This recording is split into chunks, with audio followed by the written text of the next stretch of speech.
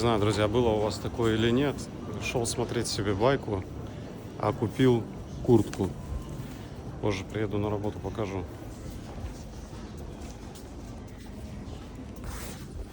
Так что можете к нам так зайти, приклеить свое стеклышко за 5 рублей, а уйти еще и с чехлом с зарядкой. Так что добро пожаловать на Волгоградскую 2/2. Там много чего интересного. Скоро будет еще больше.